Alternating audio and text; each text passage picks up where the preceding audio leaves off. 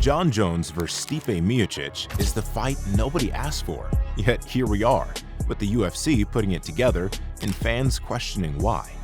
The storyline seems simple. Jones will likely be too much for a semi-retired Stipe, then slip away without facing Tom Aspinall, the interim champ. But here's the twist. Probably we're all wrong about this, as Jones might have a bigger plan. After handling Stipe, expect him to grab the mic and call out Aspinall, aiming to cement himself as the one and only MMA GOAT. But why did he do it? What could a win over the Englishman mean for Jones? Well, if he takes down the interim champ, Jones will accomplish something no other GOAT has managed in MMA history. Curious to know what that is? Stick around until the end to find out. But first, let's dive into this matchup, explore how these titans played with their opponents' lives all the way to the top, and uncover Jones's real motive for staying active to face Aspinall. Jon's journey to UFC heavyweight gold wasn't as thorny as Stipe's, but let's not forget he first cleared out the light heavyweight division before setting his sights on the heavyweights. Before getting his shot at the big boys belt, Jon went to war with the likes of Anthony Smith, Thiago Santos, and Dominic Reyes. While Jon took home unanimous decisions in all those battles, it looked like he'd lost the drive to keep proving himself at light heavyweight. But it didn't matter. He had bigger fish to fry. After defending his belt against Dominic Reyes on February 8, 2020, Bones took 3 years off, dedicating his time to building muscle and packing on weight to step up against heavyweight peers. He finally returned on March 4, 2023, to face Cyril Gane, a striking specialist who moves like a welterweight. But the young lion was no match for the old king, as the veteran quickly grounded him. Jon's ground game was like quicksand. Once Cyril was caught, there was no way out. In a scramble to escape, the Frenchman exposed his neck, ending up in a vice-tight guillotine. After 3 years away, Jon Jones shocked the world, proving he's still the apex predator in the UFC. And with Stipe Miocic widely considered the greatest UFC heavyweight of all time, Jon had no question about who his next challenger should be. On May 14, 2016, moving forward with hands down like he was diving into the Mariana Trench without any gear. But Stipe kept his cool, waiting for the perfect moment to fire back. Clean. Ignoring the warning, Verdum charged again until Stipe served him a knockout entree that introduced him face first to the canvas. Welcomed a new king, and his name was Stipe Miocic. Determined to close out 2016 in style, Stipe agreed to face Alistair Overeem, the former K1 champion with dynamite in his hands. Overeem showed why his strikes are as lethal as a desert eagle. He came hunting for the finish, but submitting Miocic proved tougher than wrestling a crocodile in shallow water. And as it turns out, Alistair is only a runner when Stipe's doing the chasing. Miocic began picking him apart, breaking his spirit blow by blow. A well-timed kick gave Miocic the opening he needed, and he pulled Overeem down into his world. Once on top, Stipe dismantled him, leaving nothing but rubble. Next on Miocic's hit list was Junior Dos Santos, his former conqueror, in a close decision. But now, Stipe was out for revenge and planned to serve it ice cold. He wasn't leaving this one in the judges' hands. Leading Dos Santos into an ambush, he unleashed a vicious shot that sent the Brazilian straight to dreamland. On January 20, 2018, Stipe faced Francis Ngannou, the most terrifying knockout artist the UFC had ever seen, armed with the hardest punch ever recorded. The first round was competitive as Francis went all out, throwing bombs. Stipe stood firm, surviving the early onslaught.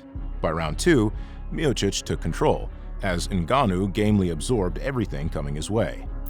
Stipe's takedowns worked magic, and he took the powerhouse apart bit by bit, like a kid deconstructing a toy in frustration. The champ cruised to a one-sided unanimous decision victory.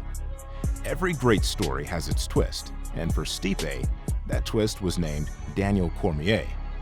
The Olympian shocked the world, delivering a first-round knockout that claimed the UFC heavyweight belt. The rematch came on August 17, 2019, with Stipe determined to see if he could reclaim the mountaintop. For most of the fight, it seemed like DC had Stipe's number, but Stipe made a critical adjustment, digging heavy shots into Cormier's body. This tactic left DC reeling, his liver roasted Hannibal Lecter style. Stipe then took the action upstairs, landing a textbook head combo that signaled game over. With the belt back around his waist, Stipe accepted an immediate rematch. On August 15, 2020, they clashed once more to determine the undisputed king of the division. This time, Stipe asserted his dominance, overpowering DC in every area. It was clear who the main character was in this saga. But then came the Ngannou rematch, where Stipe was brutally knocked out by the very man he had already conquered. Since then, Stipe hasn't fought, but he's preparing for a comeback slated for November 16, 2024 at UFC 309. Now, Stipe's decision to return to action wouldn't be a walk in the park kind of fight, as he will be standing across the light heavyweight GOAT, Jon Jones. But before we analyze why Bones decided to take his path and why there's more than what meets the eye, let's make a deep analysis of how this upcoming battle between these two UFC royals would go. Both Jon Jones and Stipe Miocic stand tall at 6'4", but Jones holds a major advantage with his 84.5-inch reach, the longest in UFC history, matched only by Stefan Struve. Speaking of Struve, wasn't he the first to hand Stipe a defeat? Stipe struggled with Struve's reach, and Struve's skill set doesn't come close to Jon's level. While that fight involved a debated eye poke, Jones is no stranger to that move himself and could use it to throw Stipe off, just as Struve and Daniel Cormier did. Some fans may point to Stipe's wrestling abilities, but his top grappling moments have come against opponents like Mark Hunt and Francis Ngannou, who aren't known for their wrestling. Unlike the relentless chain wrestling style of Dagestani fighters, Stipe's wrestling is more opportunistic, mainly to keep the fight standing. His takedown accuracy sits at just 34%, and Jon's 95% takedown defense will make it a tall order. Jones, however, is a creative wrestler with a deep arsenal of takedowns and throws, able to control opponents from any position. If Stipe plans to take Jon down, he's already facing an uphill battle. In terms of fight IQ, both men are elite. Stipe showed his smarts by adjusting to Cormier's offense mid-fight in their rematch, targeting the body to set up his finish. But Jon's fight IQ is in a class of its own. With his huge arsenal and ability to adapt mid-fight, Jon consistently outsmarts his opponents. He's like the Dragon Ball Z villain Frieza, evolving with each new challenge. When it comes to power, Stipe holds the edge. His boxing fundamentals are rock solid, but his predictability could work against him here. A whopping 74% of his strikes target the head, but Jon absorbs just 2.2 significant strikes per minute. To land clean, Stipe will need to close the gap and navigate Jones's reach. But will Jon even allow him the chance? Stipe's flat-footed stance could make him a sitting target for Jones's oblique kicks and leg strikes, keeping him at range. If Jones decides to wrestle, he has a good chance of putting Stipe on his back, just like Cormier did. Even if he sticks to striking, his reach will let him attack from every angle, kicks, elbows, and jabs, while keeping Stipe at a distance with no clear target. Jon's biggest weapon is his mind. His fight IQ allows him to blend his skills fluidly, changing his approach as the fight unfolds. He may lack Ngannou's one-punch knockout power, but his cumulative damage could lead to a TKO or a clear decision over 5 rounds. Stipe's best path to victory is through his knockout power, catching Jon off guard early. If he can press forward like Cormier did, walking Jones down, he has a shot to land a game-changing bomb. However, Jon is a master strategist who rarely gets pulled into his opponent's game. If Stipe tries to box with him, Jones will likely adapt and find a way to emerge victorious. So, here's the burning question. Will Jon Jones really hang up the gloves after facing Stipe if he wins? Or is he aiming for something beyond what any other legend has achieved? Jones believes that beating Stipe Miocic, often counted among the 3 heavyweight GOATs alongside Fedor Emelianenko and Cain Velasquez, would bolster his legacy. And maybe it would have 5 years ago, but in 2024, A victory over a 42-year-old semi-retired firefighter doesn't carry the same weight.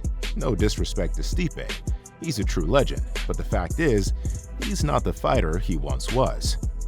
To truly solidify his claim as the best of all time, a win over a new generation contender like Tom Aspinall would do far more for Jones's legacy than a win over a semi-retired heavyweight.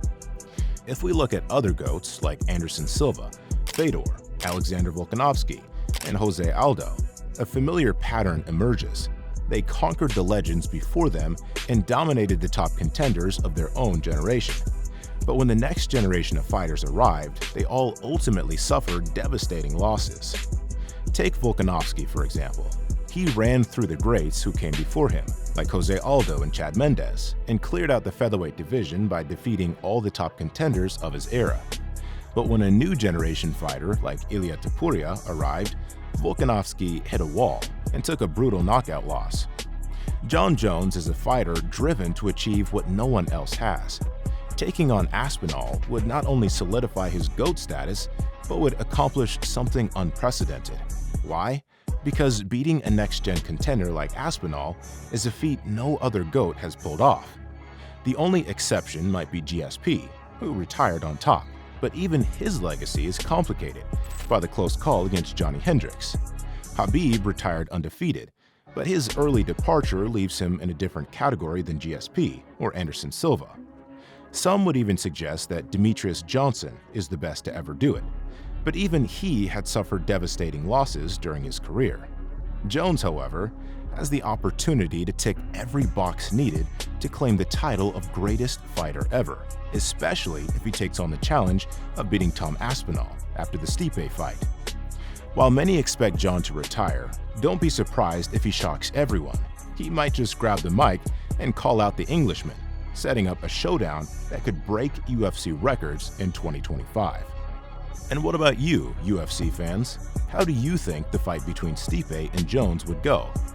Do you believe Jones would retire after this fight, or fulfill our prediction by challenging Tom Aspinall next?